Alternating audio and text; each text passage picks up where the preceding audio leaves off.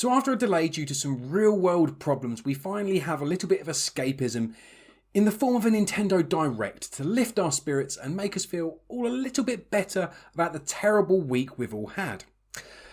That's what I thought the first time that I'd watched this Nintendo Direct, and I did think it was really good. I really enjoyed it. I was quite excited about a lot of the things that I'd seen until I watched it a second time. On my second viewing, specifically for the purpose of watching this video, I realised that even with 40 new games and DLC announced for the Nintendo Switch, it still wasn't quite enough, and there was enough disappointment left behind to leave a bit of a sour taste in my mouth. It was the most Japanese Direct we have had in a long time, full of JRPGs such as Tales of Symphonia and Crisis Core Final Fantasy VII Reunion. It's a bit of a mouthful. JRPGs I can either play already or ones that I'm never going to get the time to play. I felt like there was a lot of really time-intensive games that I'll probably never really get around to, despite the fact kind of wanting to. And it was also filled with farming sims. There was Story of Seasons, Fae Farm, Room Factory 3, Harvestella. All games that feel very similar, and I don't think I'm going to get the enjoyment out of them. I could just go play Animal Crossing or something similar to that and get a very similar reaction in my heart playing them. But there were some parts of this Direct that did tickle my pickle. And I think firstly we're going to start with Fire Emblem Engage. I haven't played a lot of Fire Emblem games before. I've never really put a lot of time into them. I have enjoyed watching people play them on Twitch, and I've enjoyed watching my friends play them at times. And this could be the one that really gets me going into Fire Emblem. It seems to be something that people really, really love. And I can see why. They're engaging, they look beautiful, and this one is no exception. The storytelling is really good. It's definitely something to keep an eye on. Although, to be fair, I could go and play a lot of other Fire Emblem games. There was another one released on the Switch fairly recently, which I feel I could go and play. So, it could be very, very good. I can't see it really lighting a fire underneath me, but it could be the one that kind of turns me on to Fire Emblem. And I'm kind of hoping that it is. I used to play Fire Emblem characters in Smash. So, yeah, it could be one that actually gets me playing Fire Emblem characters in Fire Emblem. Who knows? The other game that kind of really got me going as far as Nintendo Direct, at least kind of the first half, was Octopath Traveler 2. I played Octopath Traveler 1. I really enjoyed it. I played it over on my Twitch stream, twitch.tv/TopHatChat. And I enjoyed it. I really liked it. A lot of people were very engaged. I really liked the story. I liked the kind of open element with very story-driven aspects. I enjoyed my freedom to move around freely. I got kind of involved in some of the characters. Some of them definitely weren't what I wanted. And I felt some were a lot better than others. But it could be a good game. If the storytelling, if they can get the good storytelling out of Octopath Traveler 1 and put it into all 8 of the characters in Octopath Traveler 2, I could really get into it, and I think it could be one of the ones that really gets knocked out of the park. Good game. Again, another JRPG, but that's one that I probably will invest some time into. And this is huge news, really. A Rare game coming over to the Nintendo Switch. I was really, really excited about this. So, GoldenEye 64 has been remade / ported onto the Nintendo Switch in all of its glory, and it could be really, really good. I can't see them really dropping the ball on this one. It's just going to be GoldenEye 64. The only problem that I can see with it is that after I watched the Direct the first time, I did find out that there is also a port of this going onto Game Pass. The only reason I can really see playing it on there would be to use the jank-ass fucking an N64 controller that you can get for the expansion pass, which is overpriced and not many people bothered with, I don't think. it could be one to keep an eye on.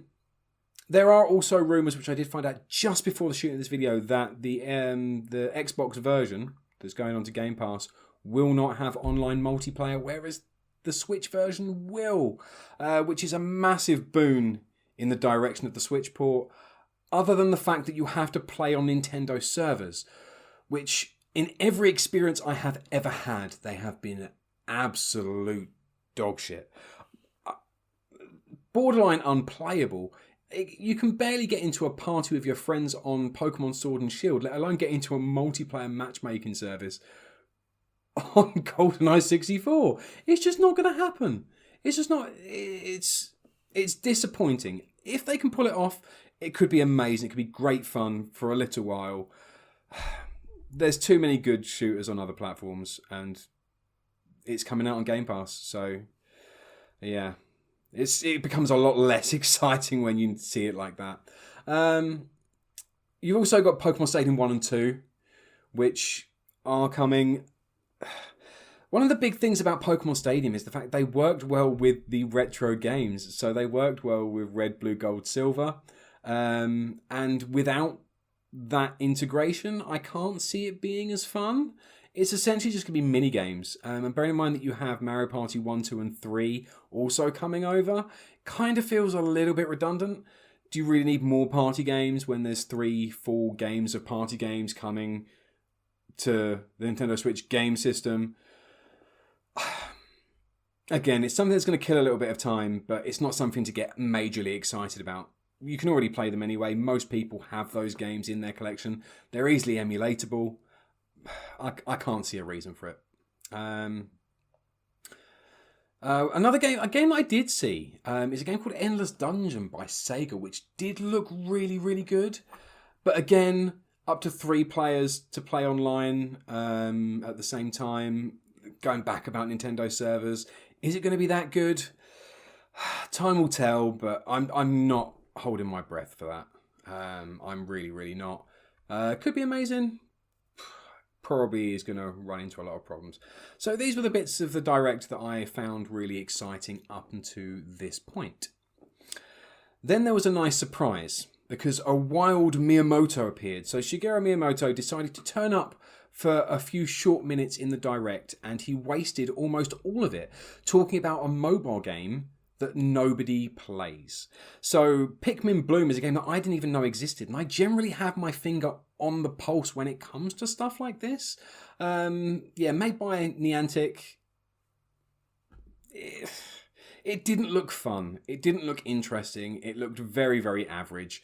And he pushed it for probably a good 90% of the time that he was talking during this Direct, which is crazy. And then right at the very end, he just sneaks in that there's a Pikmin 4 that is in the works. Like, nobody's going to ask any other questions about this, or people are just going to be like, Pikmin 4, there's no real information or anything, just the fact that it's going to exist at some point. Feels like a bit of a missed opportunity to get people re-excited about Pikmin, because Pikmin's a great game. I know a lot of people that love Pikmin, and I remember playing, I think it was Pikmin 1, and got really, really into it. I can imagine myself sitting playing that, nice and chill, relaxed, nice coffee. It could be fun. They can't really screw up a Pikmin game, can they? So it's going to be a good one, but it doesn't really say anything about it, other than the fact that it's going to be Pikmin. As per usual, there was a handful of ports thrown about throughout this Direct, and only one of them really caught my eye, and that was Fatal Frame. Fatal Frame Mask of the Lunar Eclipse, which is at least quite interesting in the fact that it was a Japan-only Wii game. Fatal Frame is quite highly regarded as a good franchise, and an interesting game to get into and play. I thought maybe Halloween's coming up, October. Could be a great Halloween stream game for me to play over on my Twitch channel. Link in the description. But it's early next year at least. that's when this game is coming out. Seems like a odd timing for it, but it could be fun. Especially bearing in mind going and picking up a NTSC J copy of this on eBay in the UK right now. You're looking between £50 and £70. It's probably going to go up due to the release of the Switch version. So yeah, I mean, it'll be fine. Quite excited about that one, at least until I found out that it's also getting an Xbox and PS4 release, or an Xbox and PlayStation release, which kind of ruins it a little bit, because it's like, well, what's the point? There's no reason for me to own it on a Nintendo console when I can play a game like that. A game like that is going to play a lot better on a full home console rather than the hybrid, which is the Switch. There's no benefit to being able to take that to the toilet with you. There's no benefit to being able to take that on a bus with you. You're going to lose a lot of what is good about that type of game by not letting yourself be immersed in a 40, 50, 60-inch screen and having it scare the crap out of you.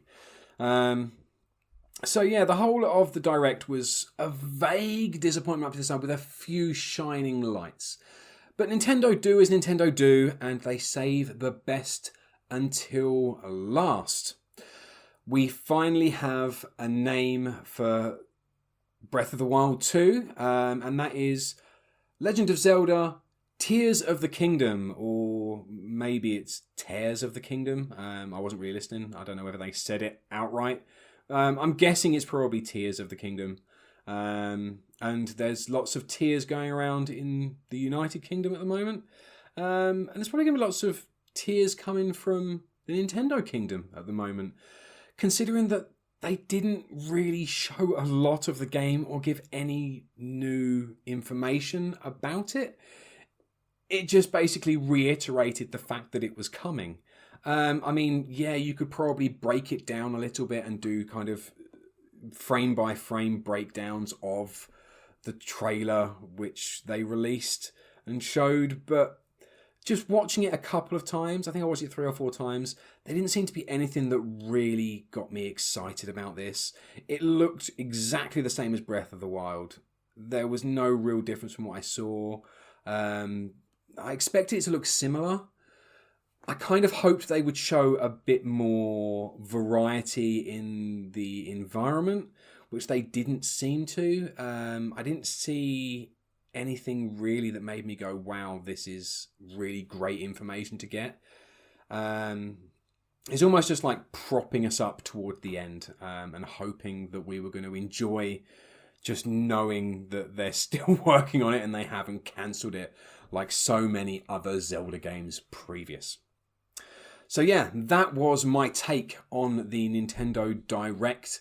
I hope you guys enjoyed it. If you've enjoyed this video, don't forget to like and subscribe. Drop comments about your favourite parts of the Direct in the comment section below. I will be reading and responding to as many as I can. You can follow me in the links that will be in the description. You can find me on Twitter. You can find me on Instagram. You can also find me over on Twitch, streaming semi-regularly at twitch.tv/TopHatChat, where I stream random games all the time with my good friend Orb, and occasionally other special guests. So yeah, hope you enjoyed this video, and I'll see you next time. Goodbye.